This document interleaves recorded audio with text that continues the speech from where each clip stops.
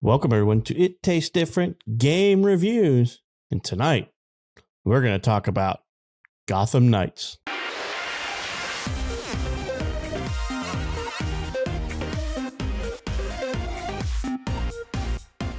Gotham Knights is basically an action role-playing game. Was developed by Warner Brothers Montreal, published by Warner Brothers Interactive, released on Windows, PS5, and the Xbox Series X and S, and was released on October 21st, 2022. Basically, it's set in an open world Gotham City where you get to play Nightwing, Batgirl, Robin, or Red Hood. And you can swap between them and all kinds of cool stuff. But before we get into all that, I'll kind of get everybody's initial take on it. And let's see, Shane, what was your initial thoughts on Gotham Knights? I initially thought I missed Batman. I'm probably going to be the worst one on this review because I just don't care for it. It's not terrible by any means. It's just not Batman. I don't like the combat of this game. It's now I've used Robin and I've used a little bit of Batgirl, and I, just to try to make sure that I'm not being too harsh, because Robin is the main character I picked to start with. Didn't like him.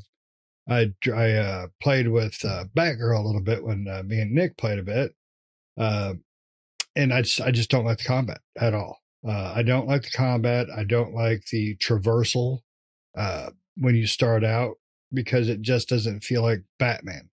It doesn't feel like an Arkham game, which it's not an Arkham game. I just did not like that. The city is cool, but it's barren, minus some, random, NPCs here and there. Primarily, if you see somebody, it's an enemy. I'm trying not to be terrible harsh, but there's a lot of things about this game that just don't feel right. And it seems like really either bad decisions or lazy decisions. I'm not sure which. I won't delve too deep into that yet, but I enjoyed playing with Nick when I played with him to a point. It's just the combat's my biggest kicker. Batman flowed. Batman was a flowing combat. This one here, it's almost push and wait. It just never felt good to me. You unlock different skills and all this stuff. Now, I will say the story I did enjoy. For the most part, I really enjoyed the story. So I will throw something positive out there. But I just don't really care for much of the decisions that they made in this. The story is the highlight to me. Everything else was just, I am a huge Batman fan. The Rocksteady games were top notch. Even the last one, which was the weaker of the three, it was still fantastic. I don't know if I'm just being overcritical, harsh on it, because I do like the Arkham games so much by Rocksteady, but this one it missed the mark on so many freaking levels for me. So many levels. And that disappoints me. But the storyline does stand out for me. So I'm going to give it that for now.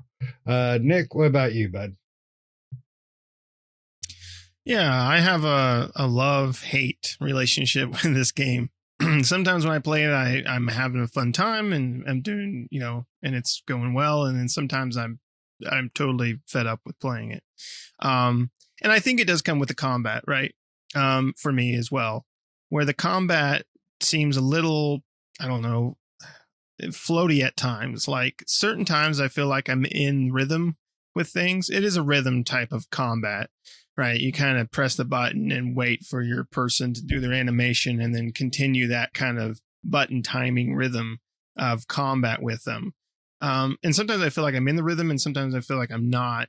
And even though I'm doing the same thing and it almost seems like sometimes the enemies are just can be a little cheap and knock you around to where you can't get back in that rhythm. Right. And it gets you so frustrated. For me, it got me so frustrated that I just wanted to like put it down and never play it. Right.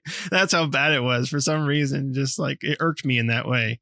I do agree though. I do like the story, especially the side stories. I thought the side stories were really put together pretty well. They have side stories following different bad guys from the DC universe, and those I thought were put together pretty well. The kind of theatrics and type of stuff that goes on during those missions. It was like the city's alive at that point, right? But when you're outside, you leave the belfry. That's where you set up shop, and you leave that and you go out in the outside city. And Shane's right. The city is kind of barren. It's kind of dead in a sense, where there's really not much going on besides these little objectives that are popped up in different locations, like gangs kidnapping people or trying to steal money or whatever the case may be.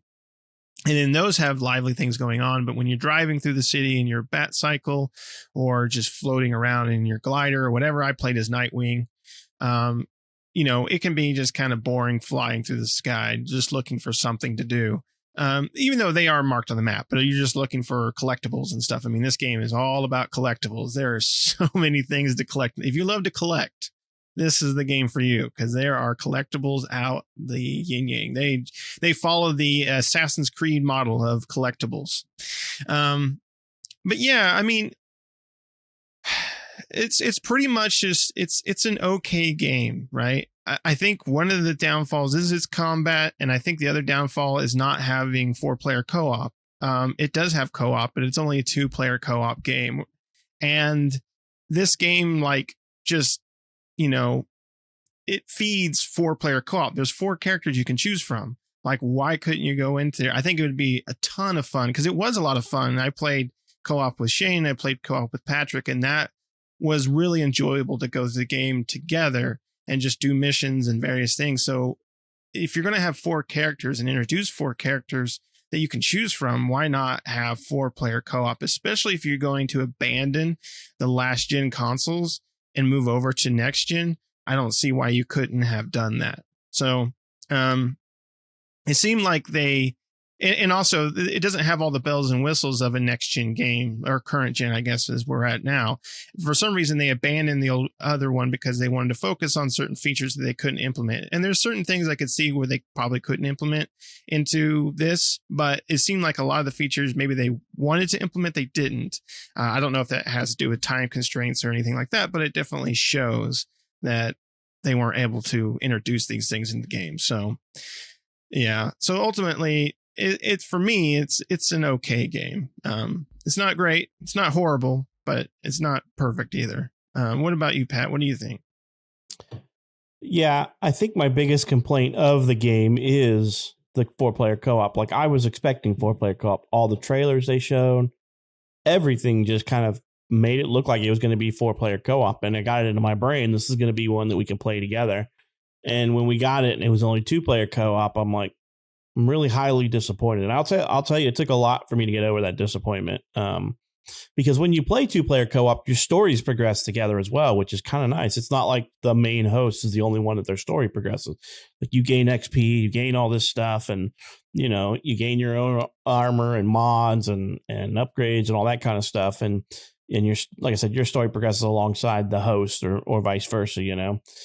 So I was really hoping that they would do something like that, but they didn't. It's 2-player co-op only. And for all the complaining they did about having to support the last gen console and how it was holding them back, and they dropped it, and then to hold the console back at 30 frames per second, it just seems to be a move in the wrong direction, I should say. So, I mean, but overall, I enjoyed the game. Once you get going, the stories are pretty cool. But in my opinion, once you get further into the game, it does become rinse, repeat, because it's the same philosophy every time. The side missions for the main bad guys are kind of cool, because those you do leave the belfry to do some of it, but you just basically launch a case file and you just run a side mission, like when you're taking down, Harley or Mr. Freeze or Clayface or any of those guys, it's side mission within there. And the main story kind of got lost a little bit in that, because I did enjoy the side stuff a little bit more than the main, but that's just the nature of it. I did enjoy it. I probably enjoyed it a little bit more than these guys did because I played it to completion. Um, and I played it through as Red Hood, you know. So and Red Hood to me was like he's the fighter out of the group, right? And it's kind of funny that Shane hated it because I think when you look at the description, Batgirl and Robin are almost identical in what they do. So I was like, oh, they're the same people. You should have tried Nightwing or Red Hood. You might have had more fun as playing one of those characters. Because Red Hood, to me, is the brawler. He's all about punching and shooting and all that. And, you know, and Nightwing's all about acrobatics and Robin's all about hacking and Batgirl's kind of a cross between Nightwing and Robin. You know, she does a little bit of both. She's acrobatic and can do some stuff like that. So it's really, you need to play a character that suits your play style. They do have drop in and drop out where you can allow other players to come in your game, but it does increase the level difficulty of the mobs, which is fine, you know. And it basically, it appears to level when you join somebody that's lower level than you, it seems to match your level to their level, because I was joined with Nick one time and I was considerably higher than him. And while all the mobs appeared to be like taking damage from me, it wasn't like I was just like spitting on them and they would die. They took hits and they were beating the crap out of me as well. But I was getting loot my level. So, you know, that was a good thing. But overall, I enjoyed it enough to keep playing till I beat it. There is a new game plus, which I did not do. And then they're also talking about doing some heroic runs in the future that are not implemented yet. Well, that means that it'll never happen. They'll push this thing to the side. I don't believe you'll see. You might see a little DLC because they've already started it, but I don't believe you'll get anything monumental out of this. I believe this is going to be pretty much a one and done game for them. The reason I chose Robin and then I tried out Batgirl a bit is because I wanted the Batman feel. I wanted to be stealthy. I wanted to be able to drop down, grab a dude, you know, beat him and hang him up off of a building or something without being seen or caught. That's why I chose him. But the controls are, I don't know if it's the control or the way they set up the combat. It just doesn't work well for that to me. Well, the combat is not beat 'em up Batman style. It is like Nick said, you have to time everything. Like they want you to do perfect dodge and perfect attacks. Like that's what they want.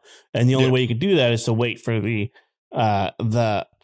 basically the tell that pops up when they're about to hit you. And it's not the solid circle. It's like the broken up, weird looking burst circle. And when that happens, you do a perfect dodge and you hit him and you do a lot of damage. And that's what this game is around. It's not about just going in and punching and punching and punching and doing all these cool little moves like Batman did. It's more tactical based combat. And that may be what you're fighting with. But you guys should probably hope that Heroic Assault gets put into place, because that is the 4-player co-op that will be coming. The Heroic Assaults, and they did announce it like, I don't know, a couple weeks before the game actually came out. So that'll probably come out, but I don't think we'll see anything after. I mean, whatever. But you guys need to level yourself all the way up to 30, the cap. Or I guess if you want to do Heroic, or if you want to do New Game Plus, you can get up to level 40. They got to do. I don't know if this is a game I can continue in. It's just. I'm trying not to be like super negative on it because it was playable. It's just not my playable. It's not what I was expecting. When they showed off the 4 characters, I thought, man, this is cool. Like you guys thought, I thought 4-player co-op. You know, and the 4 character types are obviously going to be, skill, varied in skills and tactics that they excel in. You know, it's like Red Hood. Boom, you knew he was a brawler just from the first trailer. In Nightwing, you figured he was, going to be a little more on that acrobat with a, slight beat 'em up. But, I was expecting, and it's probably me, just like I was expecting 4-player co-op. I was also expecting a Batman control scheme. It's not about the beat 'em up part. It's about the stealth part of it. That was my favorite part about the Batman games. I love a good stealth game. Batman had great setups for stealth. I mean, you could clear out a room of 20 people and not get caught if you'd done it right. That's what I was kind of anticipating. I honestly didn't think they would go that far from the Rocksteady formula, but they did, which is nothing wrong with it. You got to try new things. So I'm not complaining about that. I think if you play Batgirl, she probably is more along that line, but you have to play her in single player, right? Because when you're doing co-op, none of you guys are really paying that much attention to stealth. I'll be honest, I didn't. But I think Batgirl has the better stealth out of all four of them, followed by Robin, because Robin can do like some hacking and stuff like that. And they all play differently. Like Robin has hacking skills when you do missions. He can hack things like that other characters can't. Like Red Hood, he ain't hacking crap. He's just coming in and just gobsmacking people. That's it, or shooting them in the face, you know. And Nightwing is just going in, and he can kind of be somewhat stealthy, but he's not the stealthiest. He's acrobatic. He does kind of the same thing as Red Hood does. He just has way more, ability to kind of like, I believe his dodge and his melee is way better, than Red Hood. Like Red Hood's all about just punching and taking a little bit of a punch, but not really trying to take a punch, and then shooting things from a distance. So I really enjoyed Red Hood out of all of them. That's why I stuck with him to the end. But I would honestly say, yeah, well, I would level up a character, because once the 4-player heroic missions come out, I would like to play that with you guys, but I guarantee you're probably going to have a high level character, which means like my character's in, I kept playing even after I beat the game. He's in a full set of legendary armor and weapons and melee with almost all legendary mons in place, so that makes me think I almost want to go back and play New Game Plus, so that when this does come out, I can pull my 40 plus into that game, So you got your Red Hood maxed out, huh? He's now purple helmet. He's not wearing a purple helmet, but he's wearing a what I would consider a Chinese devil mask. He's wearing the tightest spandex. Yeah, he's wearing a. He looks like he's decked out in almost like samurai gear, but except for it's a leather coat with like samurai style arm guard and leg guards. So I will say like some of the outfits, because you can unlock outfits for your characters. And one of the nice things they did in here is allow transmogging, where you can basically, put on different outfits without, it's not the look of what you have equipped, but you can basically say, hey, I like the look at that, so I'm going to go ahead and just apply it to what my armor looks like, even though I'm wearing other stuff. And that was nice to include, because not a lot of games do that. And when you do have that opportunity to unlock outfits, it's nice to have that option, because there are some pretty cool outfits that I've like, oh, I like that. And once I've unlocked them, I'm like, I don't care what I'm wearing, I want to wear that because that looks really cool. Yeah, I want to look like that. And though my only complaint about the transmog is like when you're actually wearing the suit of armor, you can change the color schema of the suit of armor. But when you transmog it, you're stuck with the default view. But whatever, because the default view is what I was running as Knighthood when I got this new armor that looks like a samurai set, which I liked, so I kept running that. But there are lots of armors. You can customize your bikes, and somehow Nick unlocked a second bike, and I couldn't figure it out. So I beat the game. I still only have the one bike, But there are a lot of side stuff in the game, and just like any game like this, you could choose to do it or not do it. You don't have to, because there are some side missions that I thought I absolutely freaking hate these side missions, so I would never do them. Like I didn't do any of the beat the clock on the cycle ones. I tried a few and was like, okay. And then you'll get to what they call epic travel traversal after a while, and there's time trials with that, and I'm like, whatever, these are annoying, I don't do this kind of stuff. And I didn't really seek out the collectibles like Nick said. There's like paintings, fine batarangs, there's fine plaques for buildings and crap like that. I really just kind of ignored all that stuff, and if I stumbled across one cool, I didn't actively seek it out, because even in I have a really bad case of OCD, so it's really hard for me to ignore that stuff. But a good thing it doesn't show up on the map, because if it was on the map, I really would be OCD in the crap out of it. But it somewhat shows up on the map. I mean, the location of it doesn't, but it does show in each zone what you have and have not gotten out of the zone. Right, there's no blip on the map. No, there's no blip. Yeah, that's how I got all the paintings. I got all the murals, and that was just because I followed that by going to each zone and just finding them. Because you can scan. You have a scanner, basically, is like a bat scan or whatever you want to call it, where you can scan out. You can find those collectibles by scanning. Right, even the batarangs will show up as little red bat symbols when they're close by, as well as the paintings and enemies and various things that's going on. So you'll find yourself flying or jumping or harpooning around the city and hitting the down button on the D-pad to shoot out the radar quite often. That's pretty much what I did, is float around in my little glider and hit the down button looking for stuff, for hidden things. Yep. Yep. So, I mean, it just depends on your games that you like and things like that. It is what it is, that type of gameplay. Like I said, it does get a little repetitive for me because it's basically the same thing. You go out on nightly patrols, and when you go on nightly patrols, you're wrapping up quest objectives, whether the main objective or the side objectives. And then there's also like crimes that you have to stop that get you, armor and materials to make armor and modifications for those armor, and XP, and things like that. So you really, you can probably skip most of it, but you'll end up going into the main mission a little under leveled. And the boss fights are quite difficult. They're not just like beat them down boss fights. They're tactical fights where you have to look for weak spots or learn the dance, if you will. It's like, okay, this boss does this one thing, and then I need to kind of use my my harpoon thing or whatever and just shoot out of the way so I don't get hit by it and things like that. So there are lots of, and each boss is different. Like there's a boss where you can shoot his legs. There's a boss where you can knock him into, world type thing. There's things in the world that he can hit and damage and that it hurts him and things like that. Because if you're just going in there punching the boss or shooting the boss,